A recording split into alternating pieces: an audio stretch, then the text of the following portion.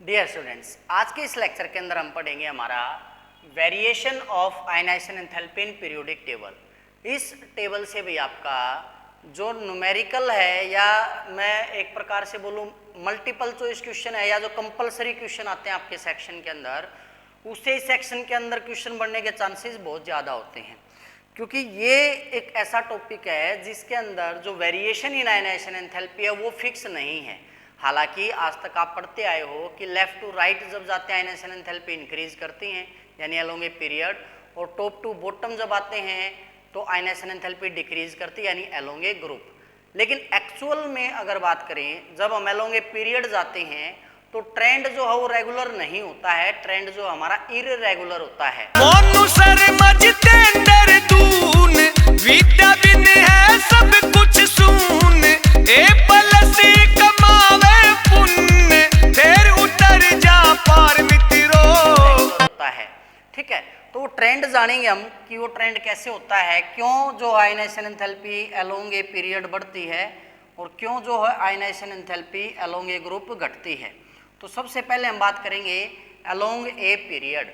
Along a period का मतलब भाई जब हम पीरियोडिक टेबल को ड्रा करते हैं तो पीरियोडिक टेबल के अंदर हमारा जो है इस तरह से हम जो है टेबल को ड्रा करते हैं।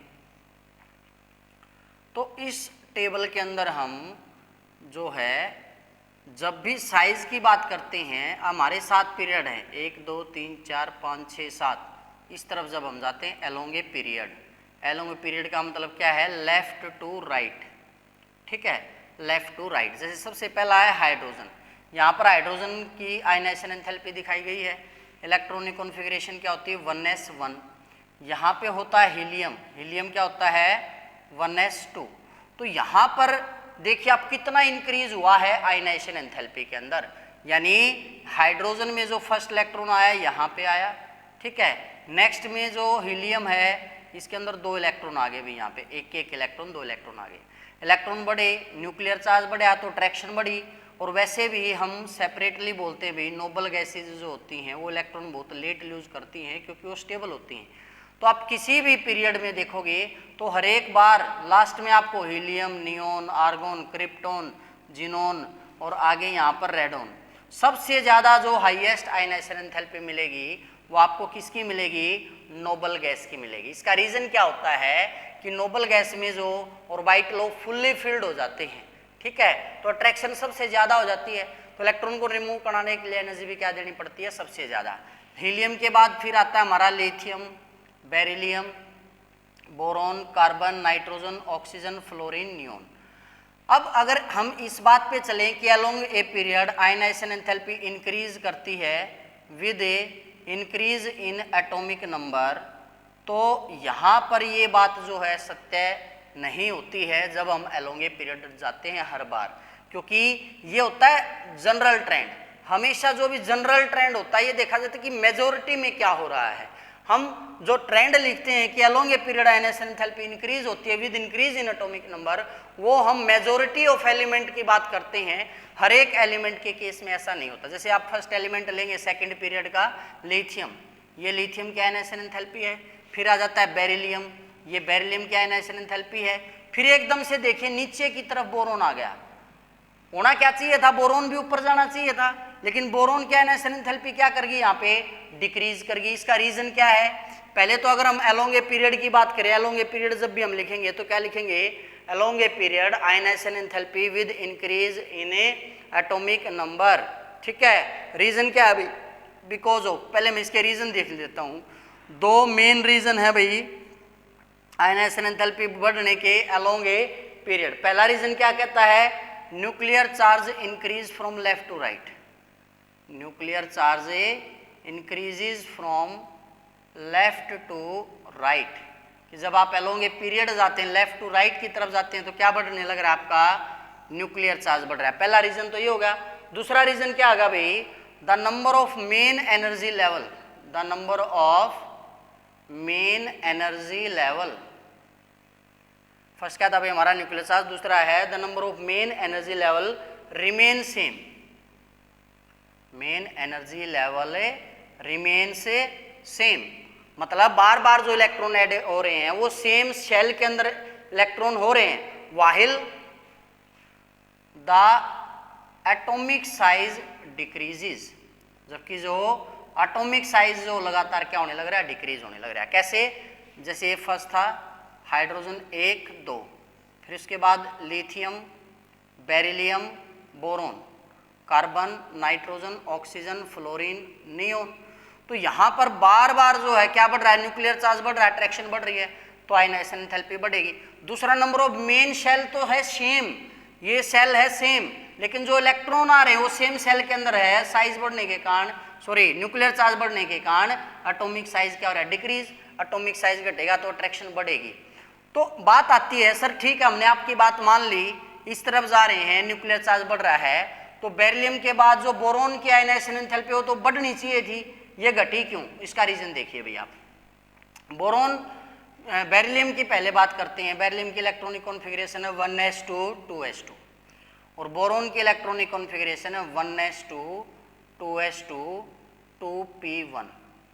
पहला फैक्टर तो आपको याद आ गया होगा, मैंने पिछले लेक्चर में बताया था पेनिट्रेशन इफेक्ट, कि जो पेनिट्रेशन इफेक्ट होता है एस का वो ग्रेटर होता है किससे, पी से।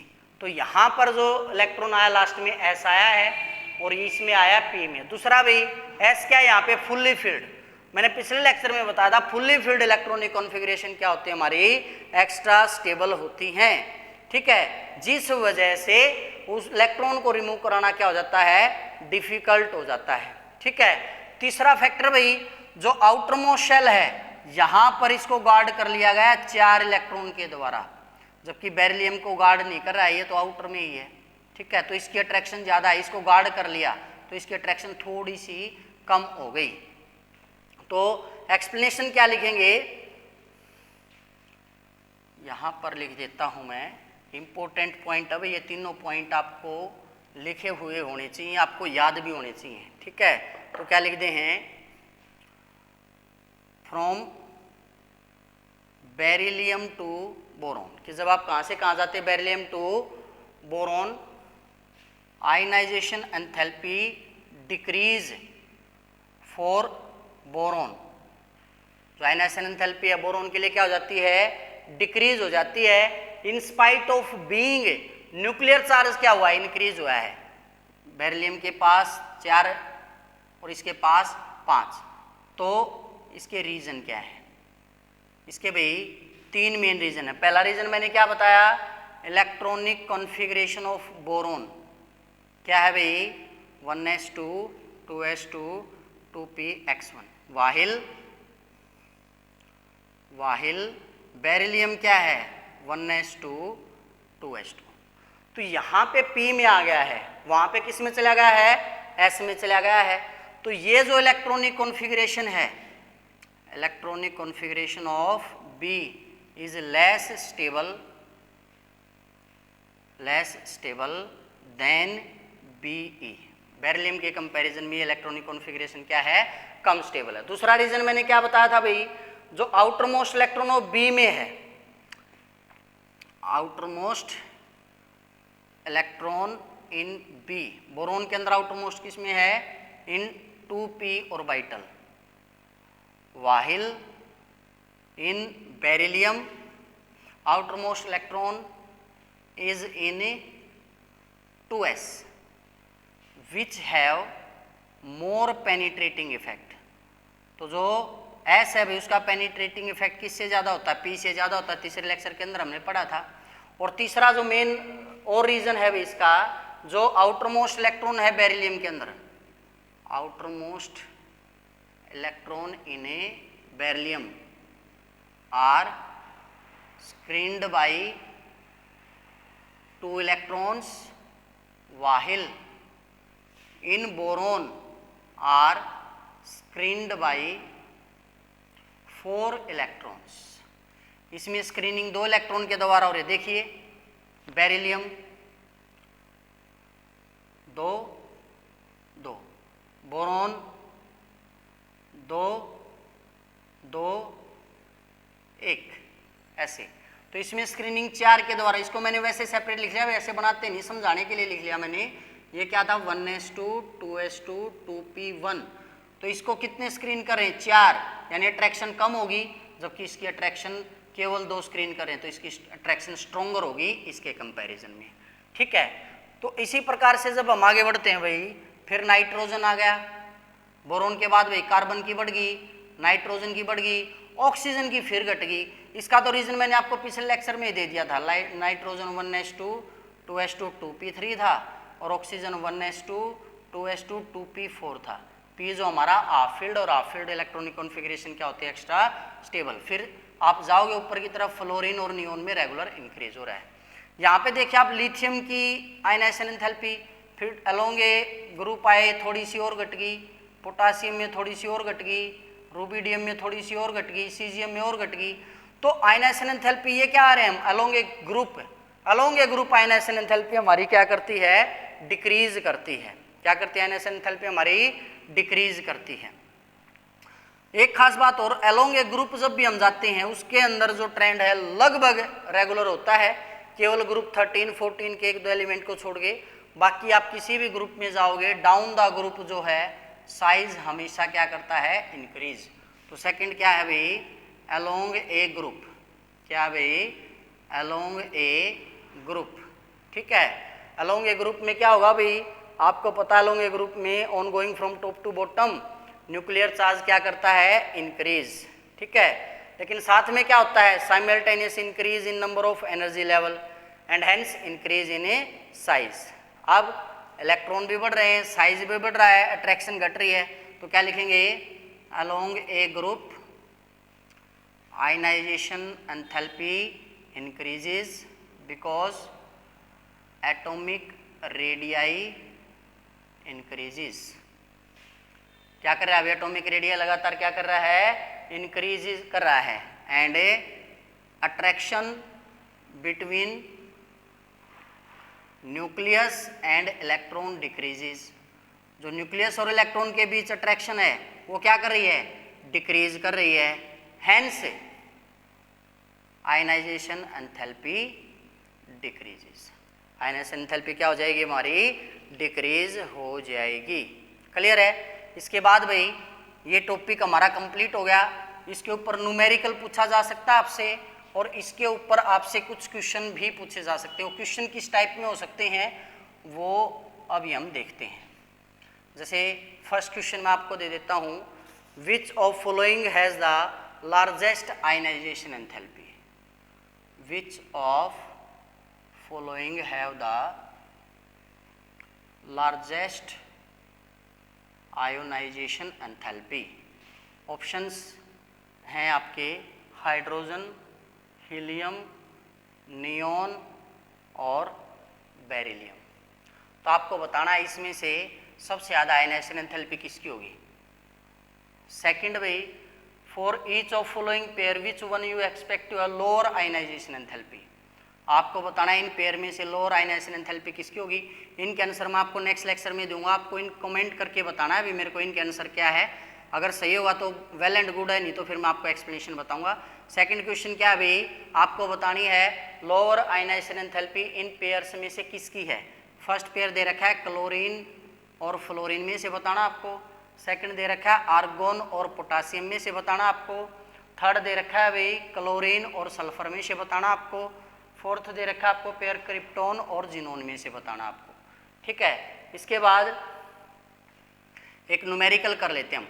ये तो आप वैसे बताना, एक न्यूमेरिकल टाइप मैं आपको करवा देता हूँ, एक न्यूमेरिकल मैं आपको घर से करने के लिए दूंगा। घर से मतलब भैया आप घर पे ही कर रहे हो, सीधी सी बात है, तो उसका आंसर आपको मेरे को कमेंट करके बताना है। ठीक है, तो फर्स्ट जो स्टेटमेंट जो मैं आपको करवाऊंगा, आपको बताना है न्यूमेरिकल हमारा ये मैं सोल्व करवाऊंगा। दूसरा न्यूमेरिकल आपको मैं दूंगा, वो आपको करना है। Calculate the amount of energy required, calculate the amount of energy required, amount of energy required to convert 7.974 gram of caesium. कौन सा एलिमेंट दे दिया भाई, सीजियम, जिसका सिंबल क्या होता है CS। ठीक है, तो 7.974 ग्राम जो है सीजियम एटम है, atoms in a gaseous state, in a gaseous state to form caesium ion, to form caesium ion. आपको दे रखी है उसने ionisation enthalpy of caesium 374 kilojoule per mole, 374 kilojoule per mole. And atomic mass दे रखा है caesium का, and atomic mass of caesium 132.9 AMU। AMU होता है भी एटॉमिक मास यूनिट, मेजर करते हैं हम इसमें एटॉमिक मास को। अब इस तरह के न्यूमेरिकल के अंदर आपको क्या करना है बेटा कि एटॉमिक मास तो आपको वैसे याद होने चाहिए, जैसे इसमें तो मैंने आपको एटॉमिक मास दे दिया। न्यूमेरिकल में कई बार आपको एटॉमिक मास गिवन नहीं होता है, तो पहले तो हमें क्या देखना है, अभी सीजियम एटम है गैसीय स्टेट में, उससे क्या बनाना है सीजियम आयन। मतलब हमें एक पता है सीजियम से क्या बनाना है, सीजियम पॉजिटिव प्लस में इलेक्ट्रॉन निकल गया, तो इस इलेक्ट्रॉन को निकालने में कितनी एनर्जी लग रही है, 374 किलोजूल पर मोल एनर्जी लग रही है। ठीक है, और पूछ किसने ली, उसके लिए भी 7.974 ग्राम ऑफ सीजियम के लिए कितनी लगेगी। अब हमें इसका एटॉमिक मास पता है भाई, एटॉमिक मास कितना 132.9 ग्राम या 132.9 AMU बोलो। 132.9 ग्राम के लिए ये एनर्जी है अभी इसकी आयनाइजेशन एंथैल्पी की, इसको इससे इस फॉर्म में लेके आना है तो इतनी एनर्जी लगेगी। मतलब जब हम 132 ग्राम की बात करेंगे, यानी कि जो सीजियम है वो हमारा कितनी आयनाइजेशन एंथैल्पी ले रहा है, 374 किलोजूल पर मोल ले रहा है, तब वो क्या बना रहा है, सीजियम पॉजिटिव बना रहा है। ये जो सीजियम क्या हमारा 1 मोल है। ठीक है, यहाँ पे क्या है भाई सीजियम पॉजिटिव, ये भी 1 मोल बना, और इलेक्ट्रॉन निकल गया, वो भी क्या निकला है 1 मोल निकला है अभी। ठीक है, अब ये किसके लिए बताया अभी मैंने, 132 ग्राम के लिए। 132.9 gram of caesium atom require, कितनी एनर्जी चाहिए अभी उसको, 374 किलोजूल पर मोल। 1 ग्राम के लिए कितनी चाहिए अभी इसको, 374 डिवाइड बाई 132.9, और है कितना ग्राम भाई, 7.974 ग्राम के लिए हमें निकालनी है, 7.974 ग्राम के लिए। ग्राम से ग्राम तो वैसे कैंसिल हो जाएगा, ये किलोजूल पर मोल में थे, आप यूनिट साथ लिखते चलेंगे, तो इसको हम सोल्व कर लेंगे। सोल्व करने पर इसकी जो एनर्जी आएगी भी लगभग 22.44 किलोजूल जो एनर्जी है वो हमारी इसके लिए लगेगी। पर मोल क्यों नहीं लिखा भी अब हमने, क्योंकि पर मोल था हमारा 132 ग्राम के लिए, अब हमने केवल 7.94 ग्राम के लिए निकाल ली है। ठीक है, तो कितनी एनर्जी लगेगी भी हमारी, 22.44 किलोजूल एनर्जी लगेगी। कितने ग्राम के लिए, 7.974 ग्राम के लिए। ठीक है, अब आपको जो न्यूमेरिकल करना है भाई उसकी स्टेटमेंट भी लिख सकता हूँ मैं, यहीं पे लिख देता हूँ, calculate the amount of energy required to convert, यहाँ पे लिख देता हूँ, to convert 5 mole of lithium. आपको क्या बतानी है भाई, अमाउंट ऑफ एनर्जी बतानी है जो हमें चाहिए, किसके लिए, 5 mole of lithium atom in gaseous state to form, क्या बना दे भाई वो, सीजियम की जगह क्या जाएगा, टू फॉर्म लिथियम आयन, और क्या बनाएगा भाई, लिथियम आयन।